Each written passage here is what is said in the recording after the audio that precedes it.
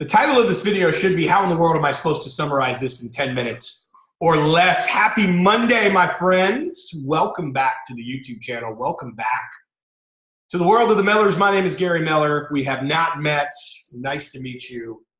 You know, it's the typical call to action, but I gotta say it. Make sure that you subscribe. Make sure you turn on that little bell so you never miss a notification.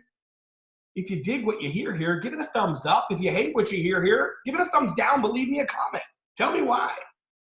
It's kind of like that Backstreet, was it the Backstreet Boys? Tell me why I never, do you remember that song? Anyway. So the title of my video today roughly is why goals are overrated. What? There should be like an alarm going off right now. I think people are rushing to my house to see if I have not lost my mind. They're like, Gary went away for like 12 months. He was doing offline marketing stuff. He comes back 12 months later. He's doing online marketing stuff in a big way, but he's lost his marbles. My marbles are still here. Most of them. Let me grab a sip of water. Goals are overrated. Here's the idea. I posted this on my Facebook earlier this morning. And if you are not friends with me, connected with me personally on Facebook, dude, let's do this. Link is in the description. Click it. Friend me. I will friend you back. If you're like, whoa, dude, we're not friends yet. Well, fine. Follow me. Whatever. Just follow friends so you don't miss any of this content. Well, I posted it this morning. And I said something along the lines, roughly paraphrasing myself, that the best experiences of my life, the best accomplishments of my life were never written on a goals list. And I am comfortable saying that in your life, it's the exact same way. I want to give you 3 examples. Let me repeat that again without the dramatic pausing. The best experiences in my life, the best accomplishments in my life were never written on a goals list. They weren't anywhere to be found on there. And I'm guessing it's the same for you.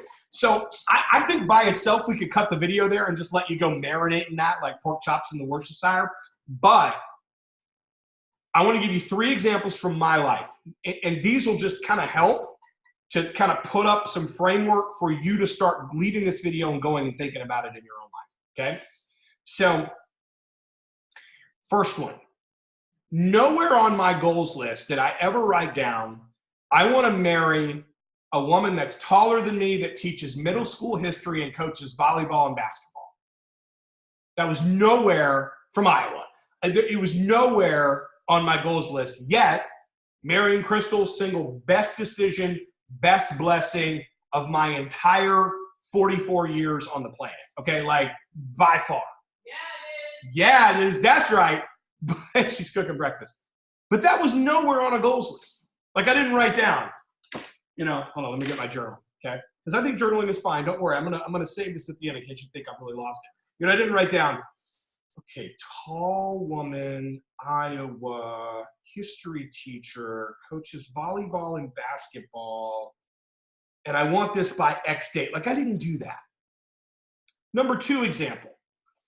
I never wrote down on a goal sheet, I would like to have a gigantic family, including 3 daughters, 9, 7, and 5 as of this date, 2 cats and 2 dogs. I never wrote that down anywhere. As a matter of fact, it was the complete opposite.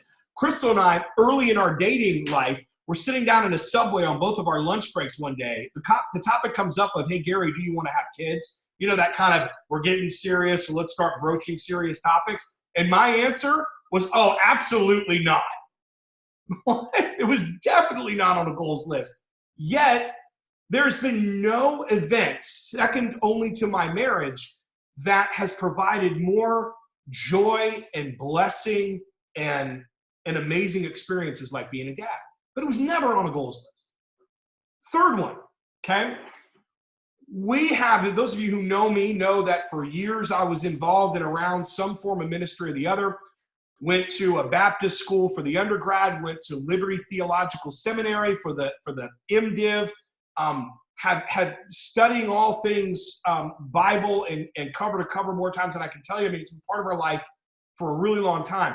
I would have never written down on a goal, and I didn't write it down anywhere on a goals list that we would become involved with, explore, and ultimately become members of the church community that, if they'll have us here in just a little bit, we're going to become members of.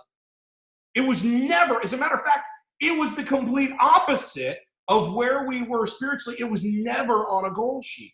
Why do I give you these 3 examples? Why does this matter? Friends, if you're out there thinking Gary's down on goals, I'm not. I'm just up on experience, okay? I think it's great to have goals. I think it's great to have targets. I think targets are actually better than goals. Targets are specific things measurable to a time. It's something we're trying to hit in progression towards something. Maybe the something is the goal. Is it wrong to have goals? No. Should you write your goals down? Yes. I mean, we've all heard Brian Tracy. We've all listened to Zig Ziglar. We know that writing down goals is cool. I'm with it. But here's the idea that I would suggest to you. If our best experiences were never even on a goal sheet, maybe goals are simply things that begin to move us forward in a direction. But in the doing of that moving forward, if we're awake and our eyes are open and we're intentional, we will actually discover what the real magic is. The real magic for me was meeting and marrying Crystal. The real magic for me was being blessed with a large family. The real magic for me was finding a church community that I would have never otherwise been looking at all, right? And connecting with the right people. These things were not on the plan. I had some spiritual goals, true. I had some goals for relationships back in the day. I even had what I thought maybe were some goals for the family, but those were out there. But as I was walking it out, then I discovered the hidden things that I would have never seen before. So the reason I think many of us are trapped by goals instead of supported by it is because we think the goal is the end result. And I would just suggest to you it's not. I just think it's like it's an address that we put in the GPS, but it's actually what we find on the way there that turns out to be the things that are the most beneficial and special and blessed and amazing, right? There are a bunch of things on your journey right now that if you'll open your eyes up and pay attention, like today could literally be the day where the unexpected thing happens to you and you look back on it and go, that was never on a goal sheet, but it was amazing. Maybe it's an opportunity that you get exposed to for the first time. Maybe it's a conversation you have that starts a new relationship or a business partnership. Maybe it's a decision. You were in YouTube, you watched this video, clicked on another one, you found something that was going to dramatically help your health, for example. I don't know. But I think today this moment is much more miraculous than the goals that we write down on a sheet. Does that make sense? Because I'll close it this way. There are so many goals that you and I have written down, convinced that it's what we wanted, and we've never achieved them. Not because we're not able to. I don't believe that. Not because we don't sincerely want to do the work or have the contacts. No, I don't think it's any of that stuff. I think it's possible that the things we initially write down as goals are so steeped and mired and compressed and messed up by our current thinking, our current circumstances. And so the real miracles of life are so much bigger than what we may be looking at right now. So we don't even see them. So we write down these goals that, in fact, it's possible that these things you keep writing down, oh, I want to make $10,000 a month. I want to do this. I want to do that. Whatever they are. There's nothing wrong with that. But it's possible that we're writing down not our best thinking. We're writing down somebody else's goals.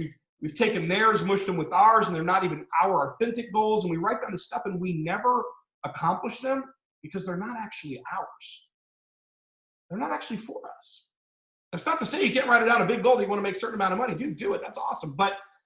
Or that you want to lose a certain amount of weight or you want to do whatever. I mean, it's okay to do that. I get it. I mean, an entire industry, personal development and self-help, is one of the most lucrative industries in the world. And one of the pillars it's built itself on is goals.